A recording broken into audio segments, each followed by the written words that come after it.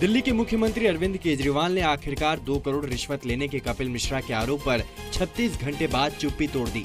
जी news ने कपिल मिश्रा के आरोपों को लेकर अरविंद केजरीवाल से सवाल पूछा तो वो कुछ नहीं बोले। सोमवार रात सोशल मीडिया पर लिखा, जीत सत्य की होगी। कल दिल्ली विधानसभा के विशेष सत्र से इसकी शुरुआत। अरविंद केजरीवाल ने आज दिल्ली विधानसभा का स्पेशल सत्र बुलाया है। एक दिन के सत्र में केजरीवाल आरोपों पर सफाई दे सकते हैं या फिर ईवीएम पर बोल सकते हैं। विशेष सत्र बुलाने पर केजरीवाल पर सवाल उठ रहे हैं कि वो सफाई बिना सत्र बुलाए भी दे सकते हैं। उसके लिए पब्लिक का पैसा क्यों बर्बाद कर रहे हैं?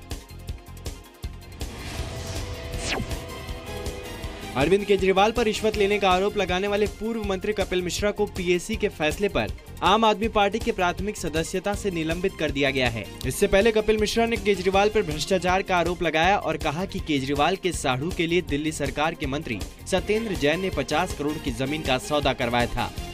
कपिल ने ये भी कहा कि पंजाब विधानसभा और दिल्ली के नगर निगम चुनाव में पैसे का खूब खेल हुआ है।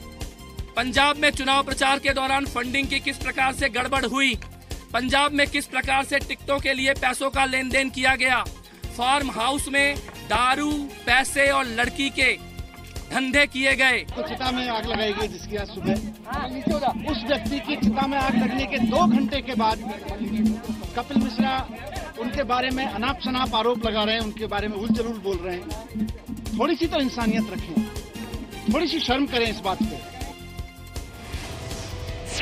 जम्मू कश्मीर पुलिस को पुख्ता सबूत मिले हैं कि स्कूली बच्चों को पैसे देकर सुरक्षा बलों पर पथराव के लिए भड़काया जा रहा है।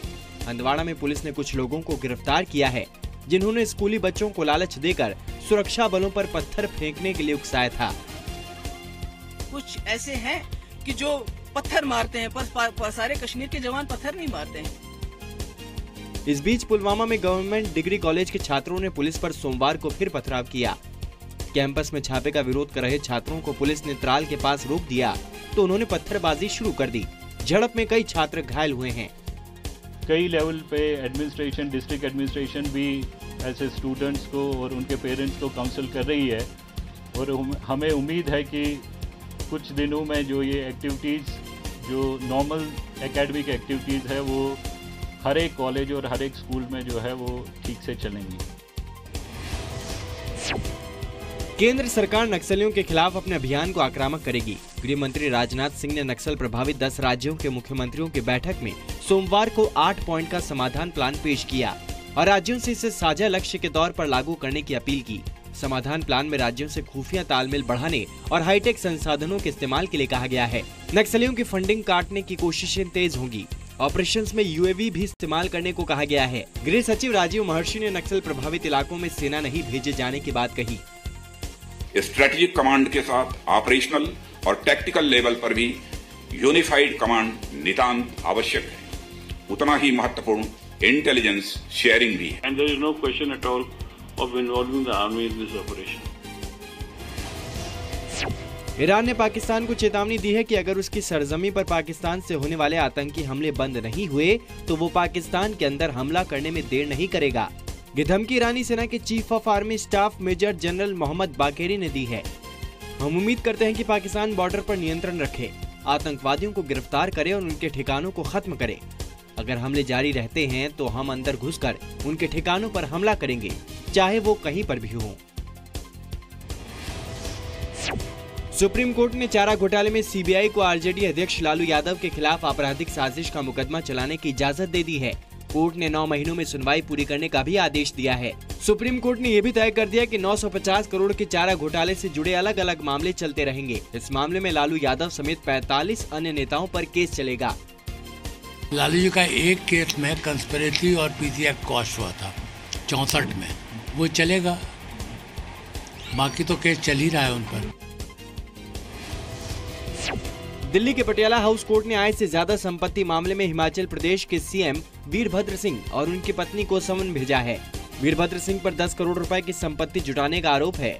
सीबीआई ने वीरभद्र सिंह और उनकी पत्नी प्रतिभा सिंह सहित कुल 9 लोगों के खिलाफ चार्जशीट दाखिल की थी। मामले में आरोपी सभी 9 लोगों को 22 मई को पटियाला हाउस कोर्ट में पेश होना होगा। जमीन आवंटन मामले में हरियाणा के पूर्व मुख्यमंत्री भूपेंद्र सिंह हुड्डा से सीबीआई ने सोमवार को करीब 7 घंटे पूछताछ की। हुड्डा को दिल्ली के सीबीआई हेडक्वार्टर बुलाया गया। आरोप है कि नियमों को ताक पर रखकर हुड्डा ने हरियाणा के पंचकुला में 14 इंडस्ट्रियल प्लांट्स का आवंटन किया। भूपेंद्र सिंह हुड्डा तो छाती पे हाथ मार मार के कहा करते थे कि हमारी सीबीआई से जांच करवा लो, तो उनको इसका स्वागत करना चाहिए और सीबीआई का धन्यवाद करना चाहिए। स्टेट बैंक ऑफ इंडिया ने अपना होम लोन और सस्ता कर दिया है। 30 लाख रुपए तक के लोन पर 25 बेसिस पॉइंट की कमी की गई है। नई दरों के मुताबिक 30 लाख तक का होम लोन महिलाओं को 8.35 और बाकी लोगों को 8.40% पर मिलेगा। यानी 20 लाख रुपए के लोन पर सालाना 3,792 रुपए की बचत होगी, जबकि 30 लाख रुपए पर सालाना 5,688 रुपए का फायदा होगा। 30 लाख से ऊपर के होम लोन पर ब्याज दरों में 0.10% की कटौती की गई है। आप सस्ते लोन का फायदा आज यानी 9 मई से 31 जुलाई तक उठा सकते हैं। SBI का कहना है कि जो ग्राहक प्रधानमंत्री आवास योजना के तहत हकदार हैं, उन्हें अतिरिक्त सब्सिडी मिलेगी।